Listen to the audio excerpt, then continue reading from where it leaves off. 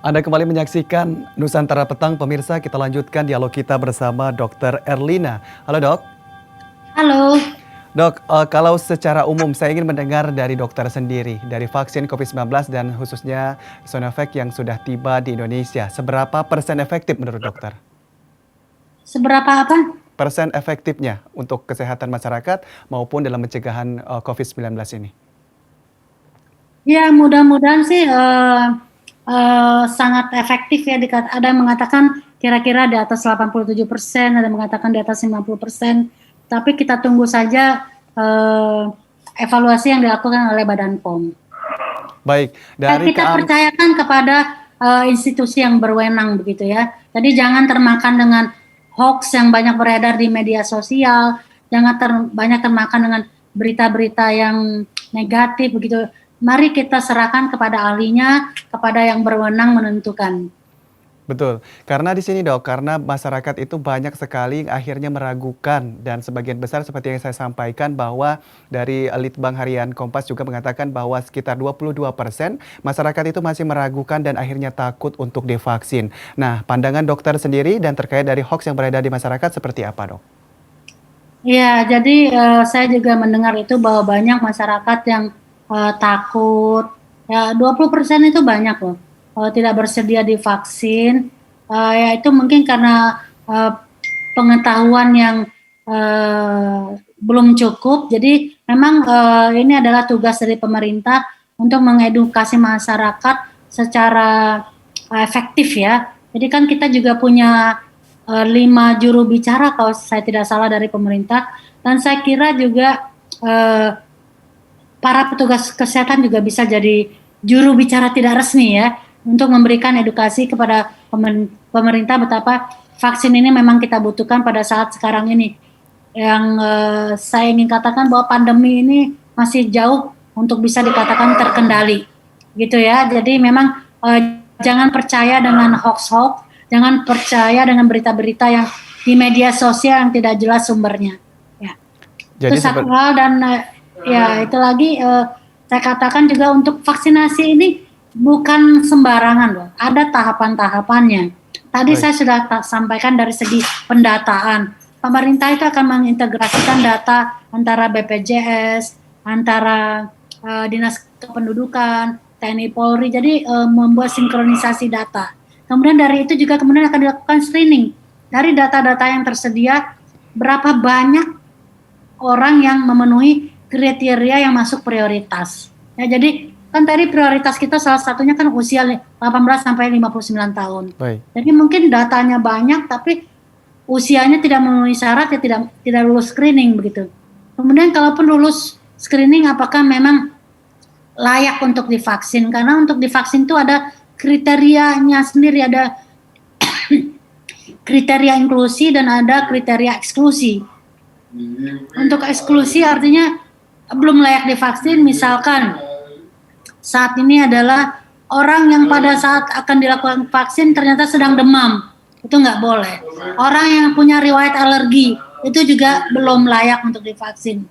Kemudian orang yang dengan penyakit tertentu, itu semua sudah diperhitungkan dan sudah dibuat oleh pemerintah kita, bahwa intinya adalah bahwa ini akan penuh dengan kehati-hatian, dibuat kriteria-kriteria. Jadi tidak semua orang yang itu harus akan dilakukan vaksin, dilihat dulu kelayakannya begitu ya. Jadi walaupun seseorang bahkan ingin divaksin pun, kalau tidak memenuhi kriteria, ya sabar saja dulu, tidak bisa masuk kelompok prioritas atau tidak bisa masuk kelompok yang inklusi tadi atau kelayakan. Ya, jadi memang ini penuh dengan kehati-hatian. Dan juga kita tahu dengan vaksin 3 juta saat ini, baru 3 juta orang yang bisa divaksin. Bahkan mungkin karena ini Sinovac, mungkin bukan 3 juta, 1.500.000, karena ini kan perlu dua file atau 2 dosis.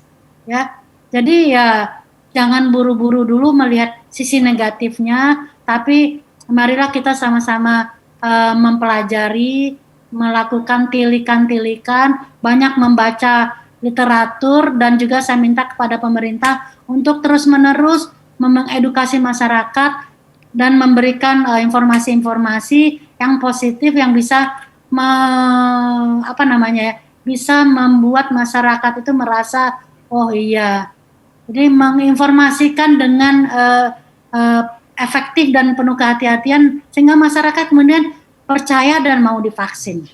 Betul. Jadi ini juga bukan sembarangan juga ya dok. Tentunya butuh kehati-hatian seperti yang dokter sampaikan. Dan ada kriteria yang tentunya memang diwajibkan juga harus dilakukan seperti ada usia, ada hal-hal tertentu dan tidak semua orang walaupun dia mau divaksin, tapi belum tentu bisa divaksin. Nah kalau Ya, dari dokter oke, sendiri. Adi, contohnya saya nih ya.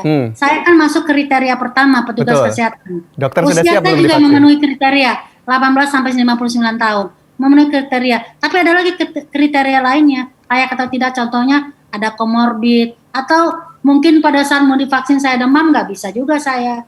Atau ditanyakan ada alergi tertentu makanan atau obatnya nggak bisa juga. Jadi bahkan Erlina Burhan pun belum tentu langsung bisa divaksin, harus mengikuti screening dan evaluasi kelayakan. Ya, tetapi kalau misalnya dokter dikatakan secara layak, apakah dokter siap ini, Dok? Ya siap saja. Pasti sangat siap ya, Dok. Ya. Dan tentunya ini bagaimana dengan upaya dari dokter sendiri atau hal yang ingin dokter sampaikan kepada masyarakat. Walaupun secara umum mungkin dokter sudah katakan bahwa ini juga sudah dilakukan keamanan yang baik dan lainnya. Tetapi untuk hal yang lebih ditekankan di sini, apa yang ingin dokter sampaikan kepada masyarakat terkait vaksin ini dan untuk khususnya 3M juga? Ya, pertama bahwa kasus terus meningkat, penularan terus terjadi, harus dilakukan upaya pencegahan karena rumah sakit sudah penuh. Jadi jangan sampai sakit, maka pencegahan adalah yang utama. Salah satu yang upaya pencegahan adalah vaksinasi. Tapi vaksinasi bukan segala-galanya. Walaupun sudah ada program vaksinasi, akan tetapi protokol kesehatan tetap harus dilaksanakan karena itu akan lebih menambah lagi jumlah orang yang bisa masuk ke dalam proses pencegahan penyakit ini. Jadi vaksinasi oke, protokol kesehatan juga harus, ya. Baik, jadi tentunya pemerintah tidak bisa berjalan sendiri, dokter dan tenaga medis juga tidak bisa berjalan sendiri, tetapi ini dibutuhkan kebersamaan seperti yang disampaikan oleh Kementerian Kesehatan tadi siang ya dok ya, bahwa ini bisa dilakukan Jadi jika harus secara bersama-sama. sinkron, saling mendukung, dan sama-sama konsisten untuk sama-sama menghadapi semua ini. Karena kalau pincang salah satunya nggak berhasil juga. Jadi kalau kita ingin bebas dari pandemi ini, ayo kita bersama-sama, rakyat dan pemerintah sama-sama untuk kompak ya, konsisten untuk implementasi upaya-upaya pencegahan. Ya, terima kasih dokter. Khususnya masyarakat dan kita semua harus tetap mematuhi protokol kesehatan 3M, menggunakan masker, menjaga jarak, dan rajin mencuci tangan. Terima kasih dokter atas perbincangan sore ini. Semoga sehat selalu dokter, dan terima kasih atas kesempatannya.